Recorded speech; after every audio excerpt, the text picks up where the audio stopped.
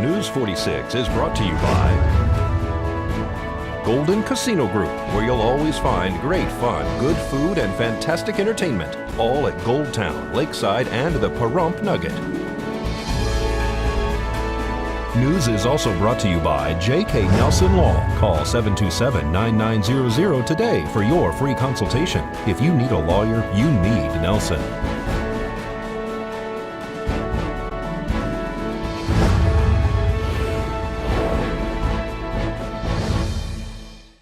Tonight on News 46, music and magic is happening in Lovell Canyon. An employee is arrested for embezzlement in Tonopah. News 46 starts now. You're watching KPVM News 46 with Deanna O'Donnell.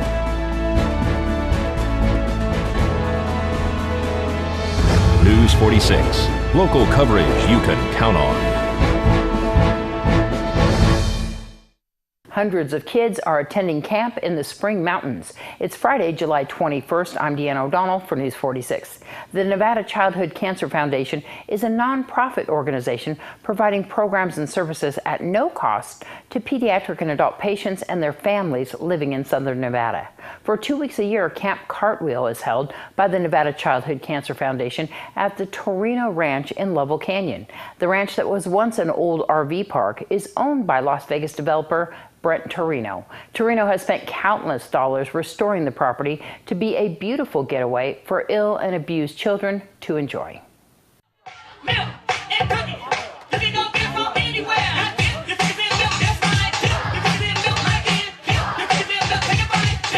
We're with the Nevada Childhood Cancer Foundation, and this is just one program that we have. It's one of 45 programs for children that are diagnosed with cancer, HIV/AIDS, sickle cell, hemophilia, renal, blood, and immunologic diseases. So Camp Cartwheel is obviously a favorite of the kids that we have. So we welcome children that are 5 to 17 years of age that come up for camp every year. We welcome over 200 of them, and it's not just the patients, but it's their siblings as well. These kids are usually under medical care, so you have a tent right here that has physicians and nurses. Many of the children that come up here are taking medications. They're taking chemotherapy medications even while they're here. So all of those medications follow them up to camp, and they go to our med shed with our volunteer doctors and nurses from UMC trauma unit. So we're really lucky to have the best doctors in town. We're 24-hour medically supervised camp, so if a child has a situation in the middle of the night, then they can go to our med shed, and our nurses and doctors are there to help them. I was a camper last year, yes. Now I'm a counselor here. So what's that like, the transition? You know, I mean, I learned from most of my camp counselors how to, help the kids out and stuff. So I picked up very quickly on the kids, and I mean, I like it better as a counselor because you actually get to make an impact on the campers here. So, and that's the best feeling ever. What qualified you as a camper? My older brother, he had a brain tumor, and I'm a sibling. How's your brother doing? He's great. He hasn't been sick at all since he was about 4 years old, so everything's pretty cool. Is he here now? Yes, he is. He's a counselor as well. We've got the best activities. What you'll be seeing today is the lake. That's the main activity and the favorite of all of our kids. But we've got archery, we've got arts and crafts, we've got dancing, we've got karate, we've got all kinds of activities at night. So we do movie night, skit night, a dance and party night. And we have a ton of volunteers that come up from one group from Touro University that comes up and brings an activity. I think they're playing with water balloons down at the end of the lake right now. We also have canoeing, we have paddle boarding, and rock wall climbing. So it's amazing, and everything that we do, we make sure that every child is able to do it. So we have a couple of children this session right now that are in wheelchairs, so we have a special harness for them, and we're able to get them up the rock wall so they can ring the bell just like every other child that's here.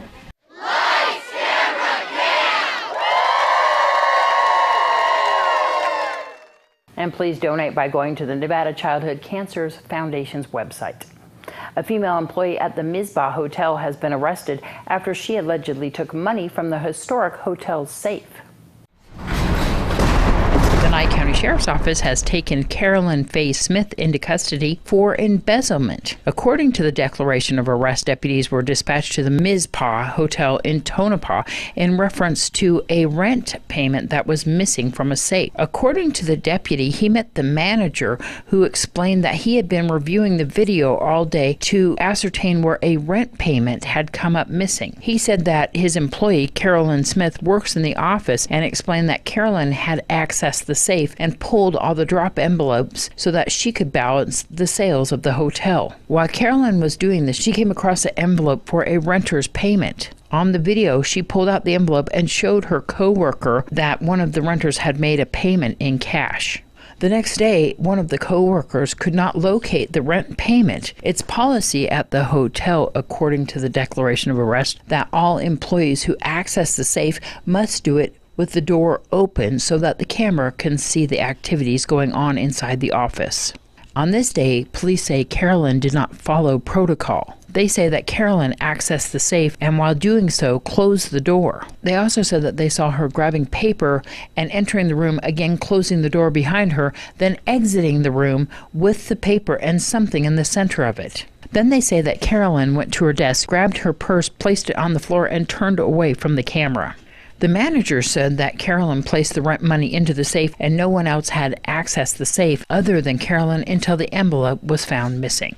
Smith came to the sheriff's office for an interview and admitted, according to police, that it was possible she took the money. She stated she doesn't remember, and she also said that she was responsible and she would pay the money back. Smith was booked on felony embezzlement. This is Deanna O'Donnell for News 46. Longtime resident and former town board member Harley Calkin was escorted out of the county commissioners' meeting on Tuesday. He attended the hearing regarding an appeal of the Pahrump Regional Planning Commission's decision to uphold a determination that a conditional use permit is required for the keeping of special condition animals for his girlfriend Jackie Freeman's property, which houses several exotic pets. This is possible action, public hearing, discussion, deliberation on Appeal 2017-000013, an appeal of Pahrump Regional Planning Commission's decision to uphold the zoning administrator's determination that a conditional use permit is required. This is an appeal of an RPC decision, which was an appeal from my zoning administrator decision, which was directed to the zoning administrator to make a decision from a Title VI permit appeal that you had heard several months ago, which came back to me with a condition of the approval of, or the decision that y'all made, that came back to me to decide whether there was a CUP needed for this facility. It was a grandfathered facility. In reviewing all of the evidence that we could find on this process, we found, I think, 4 different activities, any one of which was a expansion of a grandfathered use and which would have required a CUP. And we did not violate our grandfather. We are grandfathered. And when everyone at planning says, well, if you have a CUP, no big deal, you still get to keep the cats. If it's still the same, no big deal. I paid $489,000 for that house. I was a realtor for 20 years. Do not take away my rights with the grandfathering. If you're saying I can still keep my cats and I have $100,000 in fencing and so on and so forth, what are you trying? I don't understand why they just keep coming after us. As I understand it, and the motion in the second has to do with the grandfathered use, which you do want to read that part, is you have to be compliant with state and local laws. You weren't. You could have been done by now if we just went and got a cup already. You'd have been through the RPC. They can cover their whole 5 acres in cages and buildings and whatever. It has nothing to do with an exotic animal permit. Mr. It's only Culkin. About the animals. Hold on. Mr. Culkin? Yes. That is not what this agenda item is about. Well, apparently I can't read. This agenda item, apparently you can't. What is it? What is It this? is What an do you see? appeal of the zoning administrator's decision. It's my opinion that he followed the guidelines that were provided to him by law, and he did his job. He just wanted Okay, them to thank get you. a conditional use Commissioner- permit. He Commissioner never came to Culkin. the house or No, never did that's- anything. no. Stop. You're done. Yeah, We're well, done. what's the name of your railroad? I don't want to forget the name Harley, of it. No, seriously. you're done. No, you don't seriously, treat people Harley, with you're respect. done. You shouldn't even be chairman. You don't treat people with respect. They were slam dunk from the Harley, beginning. you're done. They're shouting from the audience, you will be removed. Okay? We're not doing this. Large cats like that is against the law in the neighborhood where children are. And we just want the Nye County Board to do what's right. We don't want them grandfathered in. I have nothing against them. I don't even know them. But we don't want that. We want you to, we want you to. Get him out of here. Mr. Eisenlawfer, remove him. I already warned him. You shout from the audience, you're gone.